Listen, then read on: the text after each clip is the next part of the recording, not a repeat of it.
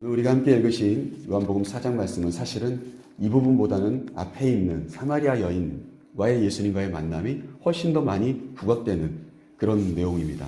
그런데 오늘 저는 길에 대한 이야기를 여러분들과 함께 하려고 하면서 오늘 말씀을 특별하게 다시 묵상하면서 말씀을 좀 준비해 봤습니다. 여러분 46절 말씀 우리 같이 한번 읽으면서 말씀을 시작해 보겠습니다. 46절 말씀 같이 읽겠습니다. 예수께서 다시 갈릴리 가나에 이르시니 전에 물로 포도주를 만드신 곳이라. 왕의 신하가 있어 그의 아들이 가버나움에서 병들었더니. 여러분 예수의 길 보시면 맨 뒤쪽을 한번 보십시오. 맨 뒤쪽. 여기서 말하는 맨 뒤쪽이라고 하면 표지를 보시라는 말씀이 아니고요. 한 155페이지 쪽에 보시면 여러분 거기에 지도가 나올 겁니다. 찾으셨습니까 혹시? 네, 지도가 보이실 거예요. 지도를 보시면 이제 예수의 길을 이 장소마다 이렇게 표시가 되어 있습니다. 보이시죠? 그런데 지도에서 약간 위쪽을 보시면은 수로보니게 두로, 왼쪽에 보시면 두로 있고 수로보니게가 보이시죠? 쭉 내려오시면 갈릴리라고 이렇게 조금 큰 글씨가 보이실 거예요. 그렇죠?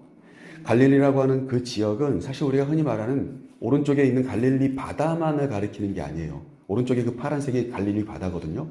그리고 그 바다를 쭉 밑으로 내려오면 사해바다가 있죠. 맨 밑에.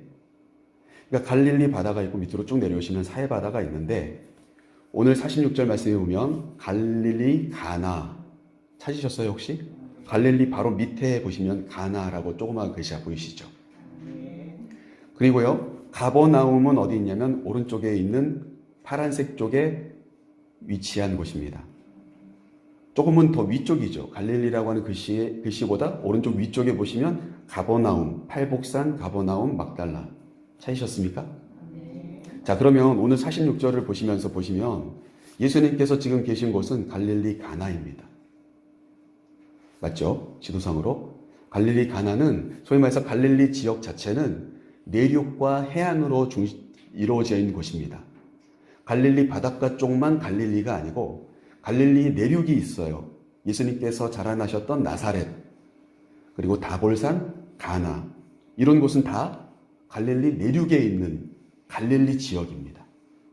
그러니까 철저히 예수님은요 갈릴리 나사렛 사람이었습니다. 당시에 자라신 곳이요. 그러니까 우리가 흔히 말하는 출신이 어디예요? 고향이 어디예요? 이렇게 물으시잖아요. 저는 저희 아버지 고향이 한평이니까요. 저는 어떻게 보면 한평 사람이잖아요. 그러니까 이렇게 말씀드리는 것처럼 그러니까 예수님은 갈릴리 나사렛 사람으로 우리가 이해가 되어집니다. 그러니까 나사렛은 어디 있어? 갈릴리에 있습니다. 내륙에 있는 것입니다. 그런데 반대로 예수님의 주요 활동 공간은 이 갈릴리 지역의 해안일 경우들이 훨씬 더 많습니다. 오늘 이 사람이 오늘 왕의 신하가 등장하는데 오늘 46절 말씀에 보면 그러니까 오늘 본문에서도 우리가 지도를 보면서 설명을 드린다면 아주 쉽게 설명할 수 있는 것들이 많습니다. 갈릴리 가나에서 예수님을 만난 겁니다. 그런데 여러분 잘 아시다시피 오늘 46절에서 뭐라고 설명합니까? 전에 이곳에서 물을 포도주로 만드셨던 장소였다라고 요한이 설명하고 있습니다. 그러니까 장소가 주는 그 공간이 주는 이런 영적인 의미들이 굉장히 크지요. 그런데 이곳에 왕의 신하가 있었다. 사실은요, 갈릴리 지역에 왕이라고 한다면 그 당시에 이 전체 유럽을 지배하고 있는 로마의 황제를 말하는 게 아닙니다. 갈릴리 지역을 다스리고 있는 분봉왕이 있었습니다. 오늘날로 따지면 도지사죠. 전라남도 도지사, 광주 시장 이런 사람들 있지 않습니까? 오늘날로 따지면 왕이 일일이 그 지역을 다 다스릴 수가 없으니까 로마의 황제가 다 다스릴 수가 없으니까 세계를 제패한 황제가 일일이 다 다스릴 수 없으니까 그 지역 사람으로 왕을 세워줘요. 흔히 이 지역은 헤롯이라고 하는 왕이 대대로 왕을 했었습니다. 헤롯 일가가 왕을 했었습니다. 그러니까 여기서 46절에 등장하는 왕은 그 지역을 다스리고 있는 왕의 신하입니다. 그렇다면 과연 이 사람은 예수님을 잘 믿을 수 있는 사람이었냐? 아니었을 것이 분명합니다. 헤롯이 그러하였던 것처럼 왕의 신하는 마찬가지로 예수님께서 유대인의 왕으로 오셨다는 말 때문에 붙잡혀 죽으신 거거든요. 감히 이 유대 지역의 왕은 난데 누구 마음대로 내 아들도 아닌 네가 유대의 왕으로 와. 그래서 죽인 거예요. 대제사장과 서기관들은 영적인 문제 때문에 죽인 거고요. 그리고 빌라도는 어쩔 수 없이 그것을 허락한 겁니다. 그래서 오늘 등장하는 46절에 등장하는 이 왕의 신하는 애초부터 예수님을 믿을 수 있는 조건의 사람은 아닌데 그 사람은 어디에 살고 있는 사람이냐면 갈릴리 해변 쪽에 있는 가버나움에 살고 있는 사람입니다. 아마 그 갈릴리 가버나움의 관료이었을 것이 분명합니다. 왕이 그에게 어떤 일정의 역할을 주면서 그곳에 공무원으로 파송했을 거라고 저는 생각되어집니다.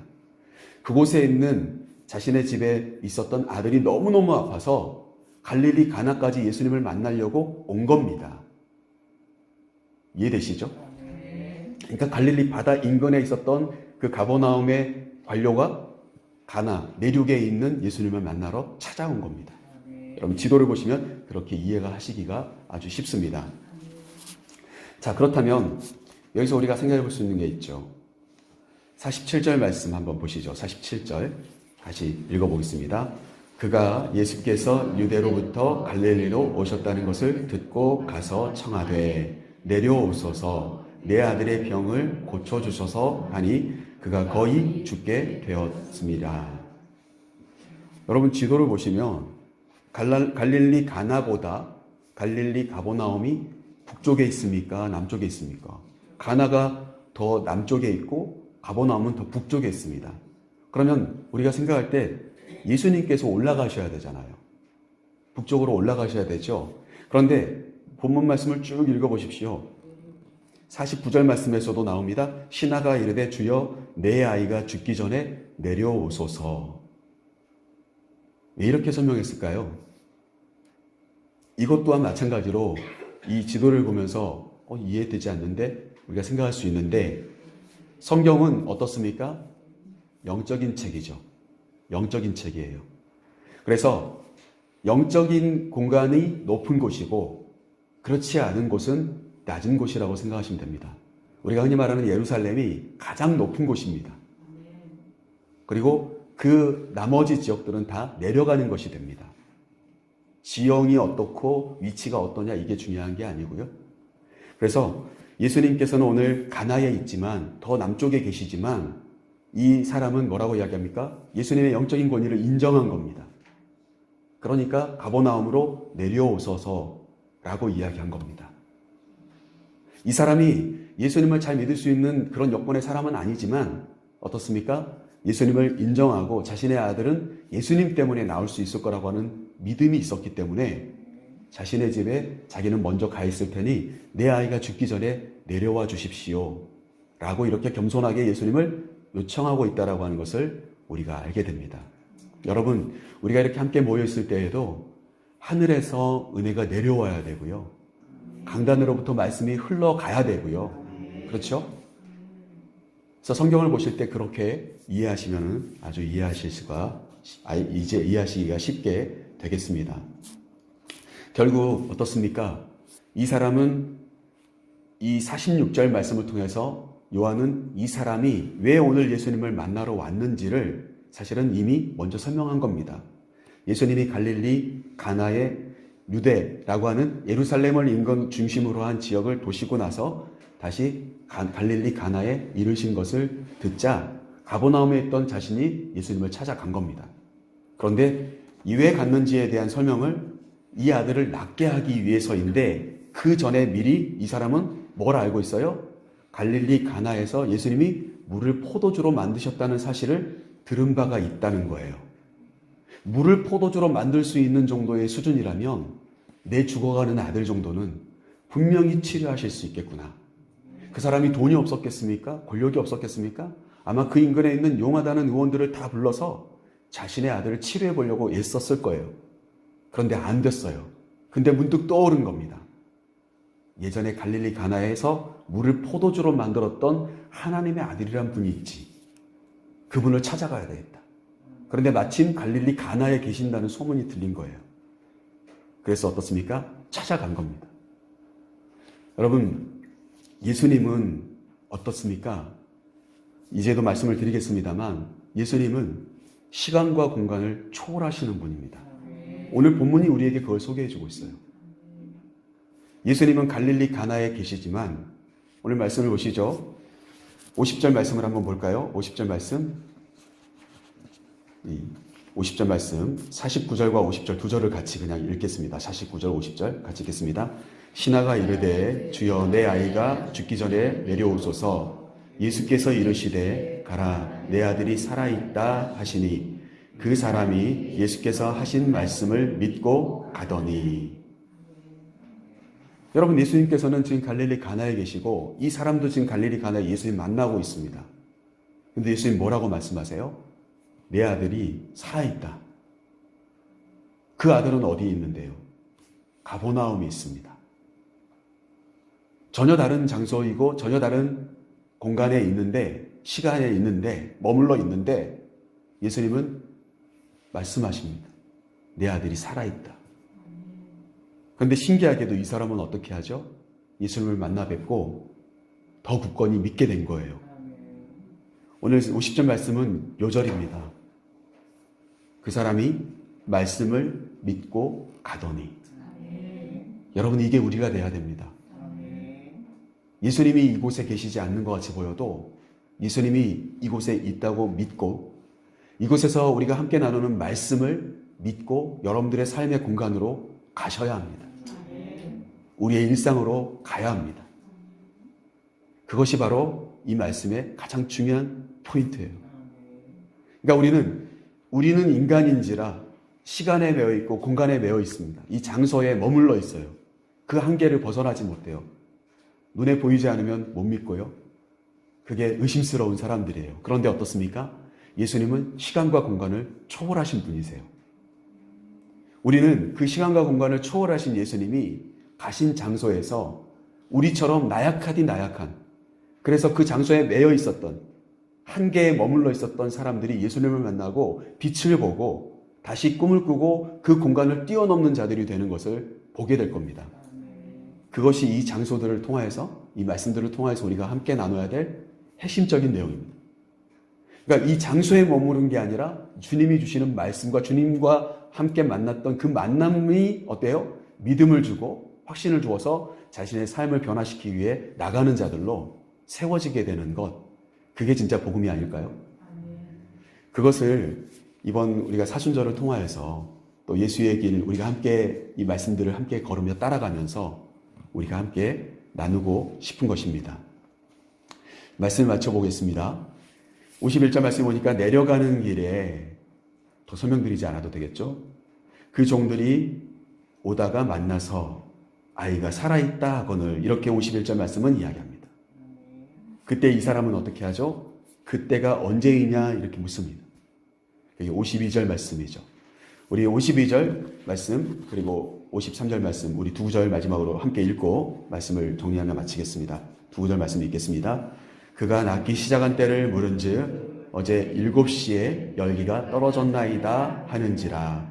그의 아버지가 예수께서 내 아들이 살아있다 말씀하신 그때인 줄을 알고 자기와 그 온 집안이 다 믿으니라. 아멘. 이 사람이 예수님과 함께 헤어지고 이제 벌써 하루를 지나서 이틀째 되던 날 길에서 자신들의 종들을 만났습니다. 그런데 그때가 언제예요? 예수님이 내 아들이 살아있다 말씀하신 그때에 열기가 떨어졌다는 것을 이 왕의 신하가 알게 된 거예요. 깨닫게 된 겁니다. 아, 주님이 그때 말씀하셨던 그때구나. 예수님을 믿게 됩니다. 그리고 자기뿐만이 아니라 자기의 온 집안이 다 예수님을 믿게 되었다고 오늘 그렇게 요한은 우리에게 이 말씀을 정리해서 소개해주고 있습니다. 사랑하는 성도 여러분, 예수님이 누구라고 생각하십니까? 예수님이 오셔서 나를 누구라고 말하느냐? 그러면 여러분 뭐라고 대답하시겠습니까? 우리는 때때로요, 예수님께서 오늘 읽지는 않았습니다만 말씀하신 것처럼 기사와 표적을 보여주면 예수님 믿는 그런 사람일 수도 있습니다. 때때로 우리는 너무나도 시간과 장소에 매여 있기 때문에요. 우리의 한계를 벗어나기가 어려워서 우리는 거기에 딱 묶여서 살아가는 사람들일 수 있습니다. 그런데 우리가 그렇게 딱 묶여져 살아가면 예수님을 믿는 믿음도 묶여져 있는 것입니다. 한계가 있는 거예요. 그런데 어떻습니까? 예수님께서는 그 시간과 장소를 가리지 않는, 주님은 그런 초월적인 하나님의 아들이셨고 하나님 자체이셨습니다. 그리고 그분은 무엇보다도 정말 우리가 나약해서 허덕일 때, 주님께 도움을 요청할 때 우리의 귀한 도움이 되어 주십니다. 그리고 그분은 무엇보다도 우리를 믿음의 길로 안내하시는 표지판과 같은 분이십니다. 그분을 따라가면요, 천국이 있습니다. 그리고 그분을 따라가면 죽음이 아닌 생명이 기다리고 있습니다. 그것이 오늘 말씀을 통해서 우리에게 전달되어지는 메시지인데, 사랑하는 성도 여러분, 이번 특별히 2022년 저와 여러분이 어떻게 하다가 같이 만났는데요, 이 만남이 귀한 만남이 되었으면 좋겠는데, 그 만남 중에서도 저를 만나서 귀한 게 아니라 주님을 만나시는 그런 사순절이 되시기를 축복하고, 그리고 함께